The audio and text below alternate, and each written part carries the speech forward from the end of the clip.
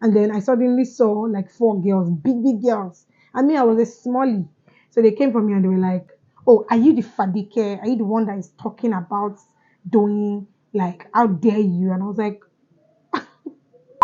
"Hi guys, so today is a story time post, as soon as I seen from the title below. I feel like I have a lot of stories from like stories upon stories that we can all learn from that are, YouTube worthy for story time posts. And I feel like I don't talk about it enough. So in this video, we're going to be talking about a story time of when I fought because of a man.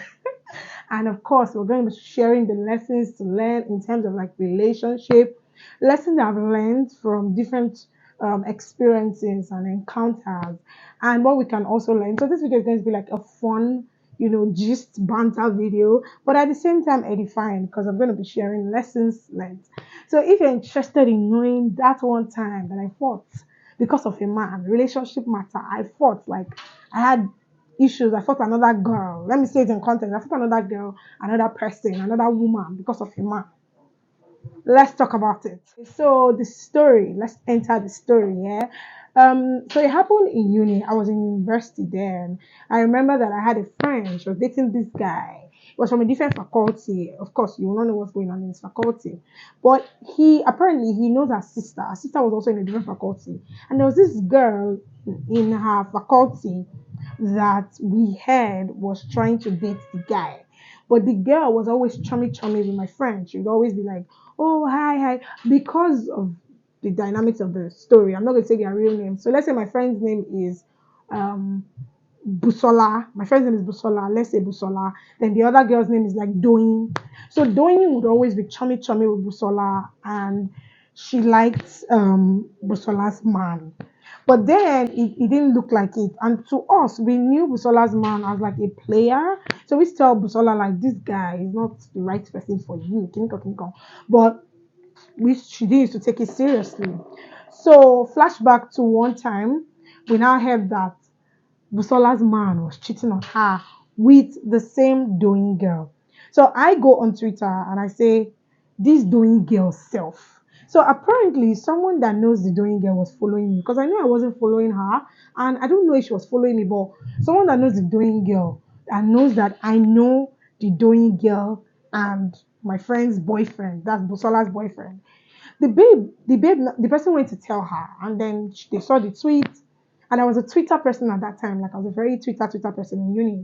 Like I was popular for being on Twitter, that kind of thing. So then this babe now says that, how dare me? Meanwhile, Doyin was like our senior. So I and Bisola were in the same set, was friends, but Doyin was our senior. So I just, go on Twitter and say, this Doyin girl safe. I don't even know. I think I also had like subsequent tweets talking about her in a bad light. I can't remember the full gist anymore, but I know I said this Doyin girl. So I mentioned the name. So she knew I was talking about her. Obviously, I was talking about her. But then I did not mention her name. Like she's not the only doing in the world. Anyway, she tells her cousin. Her cousin knows me. Her cousin was in my own level. So her cousin is like, her cousin was like, "Oh, Fadike, what did you do? Why is this person talking?" Then the girl starts dragging me on Twitter. She calls all her friends, but they didn't really have following, so it didn't really drag like that. But in physical, they came for me, you guys. I was just walking in school that day, and then I suddenly saw like four girls, big, big girls. I mean, I was a smallie. So they came for me and they were like, "Oh, are you the Fadike? Are you the one that is talking about doing like, how dare you?" And I was like, I mean, calm down, no. You should be only doing in Twitter. You should be only doing in this school. Say, "Oh, but we know you are talking about her." I was like, I beg. But I think that the tweets I tweeted was something along the line, "Oh, she's snatching someone's boyfriend." Snatch. And we're going to talk about that snatching thing in this same video. But let's just finish the story time.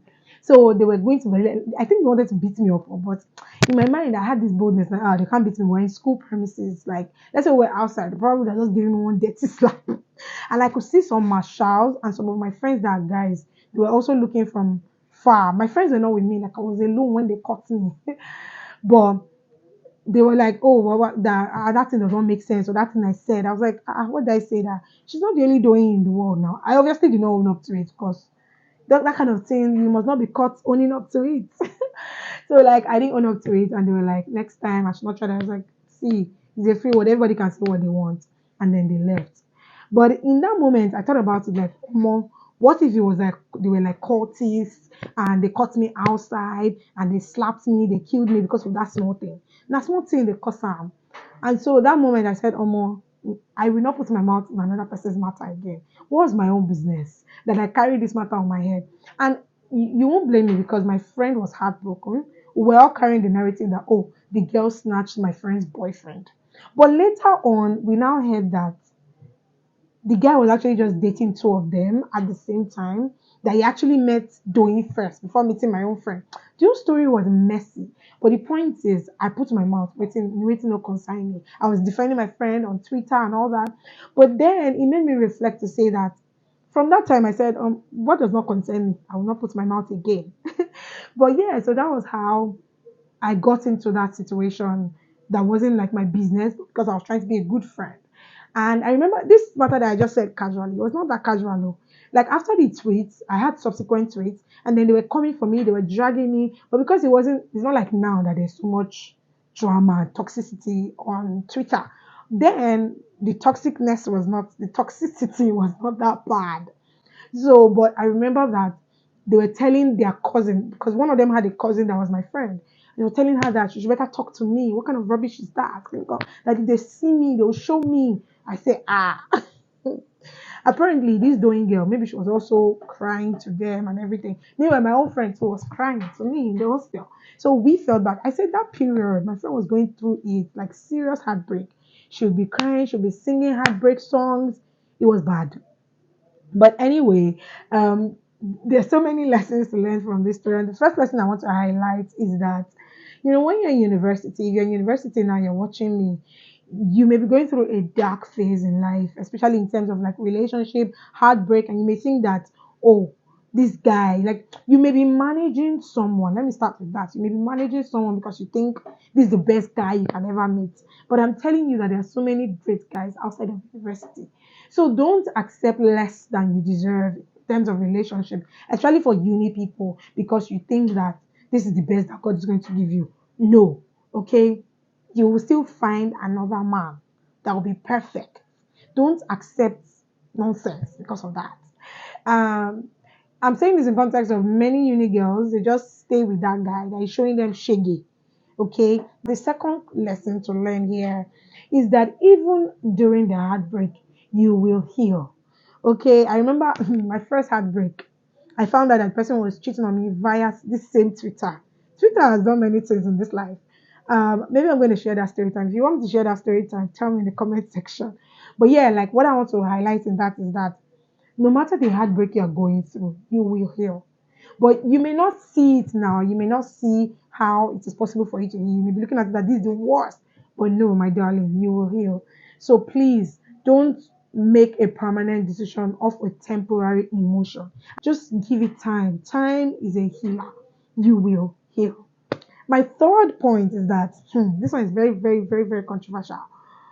Nobody can be snatched. You see that snatch I was saying back then, like, oh, she snatched him. It's not true. Nobody can be snatched.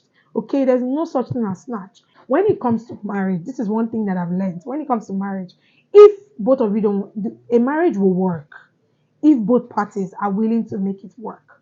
A marriage that will work is because both of them, not one person, both people have to say, this marriage must work for it to work. If one person doesn't want it to work, doesn't put effort in making it work, it won't work. So the idea that, oh, somebody can snatch your partner is totally false. Because when it comes to cheating, cheating is a calculated attempt. There's no such thing as mistake when it comes to cheating. But here is the thing, people have fallen prey to do things that they didn't want to do because they didn't put boundaries and they weren't intentional about it. So if you don't want to cheat, you have to make up your mind and say, I don't want to cheat, and these are the things I'm going to do. You can't just be flowing with the vibes if you don't want to cheat as a man. It's just sad that men don't like to watch relationship videos, but they are the ones that need it the most. Okay, as a man, you have to know that as a man and woman, actually, if you don't want to cheat, you have to be intentional about not wanting to cheat. For example, you have a colleague that is moving to you. You know that she's moving to you. She's now you're going home that day. She says, "Oh, can you drop me off?" As you get to her house, she now tells you, "Oh, come in and take water." your alarms in your head should go off immediately and you should say, oh, no. But instead, you will follow her inside. Those are the issues. So, as a man, you have to put boundaries so that you will not cheat. So, nobody is snatching anybody. Anybody that was snatched wanted to be snatched. It's as simple as that. So, women, stop saying this statement of, oh, somebody snatched my husband. Somebody is only snatched. Nobody can be snatched. A person that is snatched wanted to be snatched. The person wanted to go. They didn't snatch. Now, I can understand the context of maybe jazz. Some people can say, oh, jazz. Like you can use jazz, kayamata, and all of that. That one is another conversation. But the fact is, even people that use Kayamata for, they created an enabling environment. It doesn't just work on random people. There's an enabling environment. So men, I feel like you should stop being naive. Men should stop being naive and stop saying, oh, the woman is, if your wife or your girlfriend is telling that this girl, there's something about her, if you want your relationship to work, you should stay away from that person. Yes. So I feel like that's one thing. That's one thing I really wanted to highlight in this video, that nobody can be snatched. You have to put in intentional effort and you have to put boundaries. If you know that you want your relationship and marriage to work, you have to make sure that you're putting the boundaries. So stop enabling cheating and saying, oh, now this is for people that really want to change it. But for the ones that will be saying, oh, it's in our DNA to cheat. Like I spoke to a man that said that his wife cannot fully satisfy him, so she needs other assistants. That's why he has a side chick. And I'm like, wow. Like I can't imagine my own partner saying that outside. Like I can understand people will say that, oh, I beg, leave that one. Even pastors cheat. What's there? The pastors that cheat is because they didn't put the same boundaries that I'm speaking about. But to hear someone outrightly say that it is in their nature to cheat, I'm totally off that. I do not agree with that. I don't expect a believer to say that. But if you're a Christian and you truly know that I truly genuinely don't want to cheat on my wife, but these things, yes, temptation is out there, but you have to put boundaries. You have to set the line. Even in church, people are tempting people. Pastors, members are coming into their office to come and tempt them. Pastors are the ones that are even at risk because kingdom of darkness are against them. So I feel like for this generation men, we actually need to put boundaries in place. Both men and women, because women too cheat. We can't say it's only men. Women too cheat. So that's one lesson I took away from that. I just reflected on it today and I just smiled and said, I have to share this, story time. That's one lesson I took from that. Let me tell you, nobody can be snatched because eventually that guy married that lady. The guy actually married that doing lady. So can we really say she snatched him or he really wanted to just be with her? Maybe he didn't like my friend enough. And that's the fourth lesson I'm going to say. Life is funny and complicated and it just goes the way it goes. If we as Christians, we have that ability and power because we have the Holy Ghost to be able to set things that we want in place. But sometimes life does not always go the way we expect it to go. But we always know that in the end, it will end up in good for us. That's the beauty of life. Yeah, so you guys tell me, what is your opinion about this gist? Do you like this gist? Should I bring more story times? Let's talk about it in the comment section. Question of the day: do you believe that cheating is in the nature of men? And maybe, or do you believe that anybody can cheat? Do you believe that we should give men the soft landing because cheating is normal? Let me know your thoughts in the comment section. I'll see you in my next video. Please subscribe, please like, please share. I'll see you in my next video.